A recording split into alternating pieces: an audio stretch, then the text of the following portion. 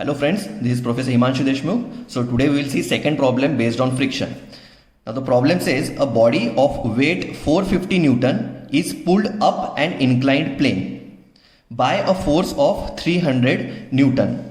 The inclination of the plane is 30 degree to the horizontal and the force is applied parallel to the plane. Find the coefficient of friction. Okay, so this is the question. Now in this question there is no diagram given, so first you have to read the question properly, understand it, and first draw the basic diagram of what is being given in the problem. Okay, so see, a body of weight 450 Newton. So there is a body of weight 450 Newton. It is pulled up an inclined plane. Okay, so there is one inclined plane and there is one body.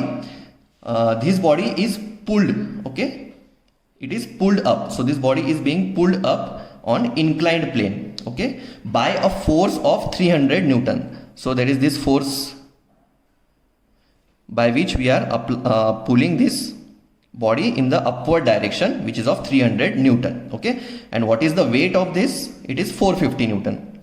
So suppose weight is 450 Newton. Okay, the inclination of the plane is 30 degree. Now this plane is inclined at an angle of 30 degree to the horizontal and the force is applied parallel to the plane. Okay, this force is applied parallel to this plane. Find the coefficient of friction. What you have to find? Coefficient of friction, that is nothing but mu. Okay, so this is our basic diagram which we have constructed after reading the entire numerical. Okay, now we know what are the steps in solving problems based on friction. The first step is you have to draw the FBD. Okay, that is free body diagram. Now after free body diagram you have to apply two conditions. First is summation h equal to 0 and second is summation v equal to 0. Now by taking these two conditions you can find out easily what is being asked in the question. Let us see how to draw the free body diagram. Now we know for drawing free body diagram there are three compulsory forces which you have to consider. First is the weight, then there is the reaction force, and there is the frictional force. Okay, these are the three forces which are compulsory forces. Now first understand what will be the motion of this object. Now see, this block we are pulling in upward direction with the force of 300 Newton. So obviously this block will move upward. Okay, so the motion of the block will be in upward direction. Okay, now we'll plot these three forces. Now we know the weight always acts vertically downward. Okay, it acts vertically downward. So the weight of this block will act vertically downward. This is W and it is 450 Newton. The weight is 450 Newton. Then the reaction force act in the direction which is perpendicular to the plane. Okay, now this block is resting on this plane. Okay, so now this plane or this surface will give a reaction force on this block and the direction will be in the direction perpendicular to this plane. Okay, so it will be perpendicular to this plane. So it will be in this direction, okay, which is perpendicular to the surface. It is R. Okay, now see, there is one frictional force. Now frictional force we know it will act in the direction opposite to that of the motion. Now motion is upward, that means the frictional force will be downward. So it will be like this. Okay, so here it will be frictional force, right? Now see, now we know this angle, inclined angle is 30 degree. So this angle is 30 degree. Okay, now see, in this case the block is inclined at an angle of 30 degrees. So in our previous numerical the surface was like this, horizontal, and the block was resting on a horizontal surface. But in this case this surface has been inclined at an angle of 30 degree. Now whenever the surface is inclined you have to consider the direction of surface as x-axis. Okay, and the perpendicular will be y-axis. Okay, so this is x-axis and this is y-axis. Now if this is x-axis, then this force is an inclined force to this x-axis. Okay, so we have to resolve this force into two components. First is horizontal and next is vertical. Now there will be this force, okay, and there will be this force.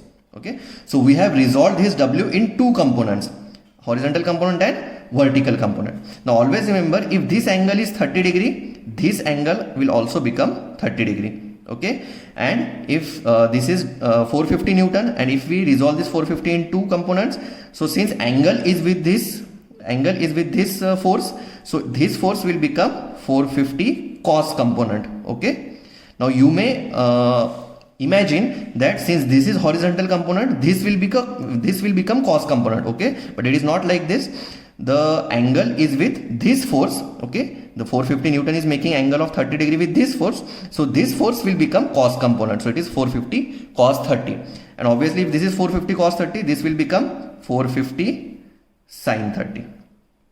Okay, so this is how you can construct the free body diagram. Always remember, when the surface is inclined, you have to resolve this W in two components, a horizontal component and vertical component. In this case, this is cos component and this is sin component. Always remember these important things. Okay, now see, now we know, moving forward you have to apply these two conditions, summation h equal to 0 and summation v equal to 0. Now see, what will be summation h equal to 0? Summation h means all the horizontal forces. Okay, now which are the horizontal forces?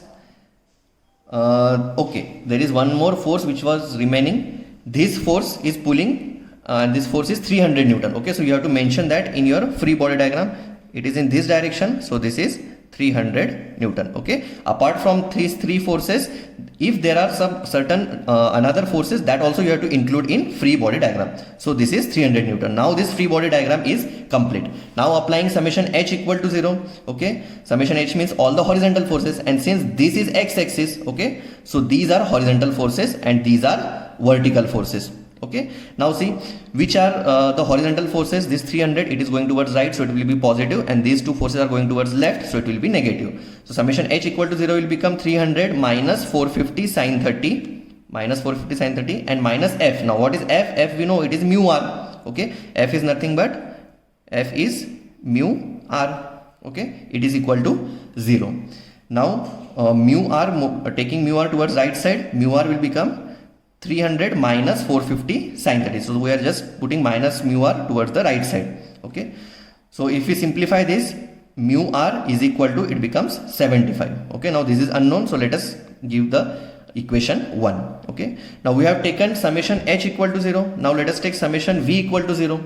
Now what will be summation v? The vertical forces. Now there are only two vertical forces, r and 450 cos 30. This will be plus, this will be minus, because this is the y-axis. Okay, so plus r minus 450 cos 30 is equal to 0. If we simplify it, r is equal to, taking this towards right side, plus 450 cos 30. So the value of r comes out to be 389.71 Newton. Now we can put this value of r in this equation. Okay, and we can find out the value of mu. So putting r is equal to 389.71 Newton in equation 1. Okay, so now see, it will become mu into r, 389.71 is equal to 75. So from this we can easily calculate the value of mu. It comes out to be 0.192, and this is only what is being asked in the question. Now if we see the question, you have to find the coefficient of friction, which is nothing but the value of mu. So you have to calculate the value of mu. Now in this case, you have calculated the value of mu. How? By only taking two conditions, summation h equal to 0 and summation v equal to 0. But for taking these two conditions, it is very important to draw this free body diagram properly. Okay, you have to draw this free body diagram properly. Only then you can easily calculate what is being asked in the question. So finally you can just write down the statement, coefficient of friction is equal to 0.192, and always remember it is coefficient. Okay, so there is no value of coefficient. See, f is equal to mu r, so from this mu will become f upon r.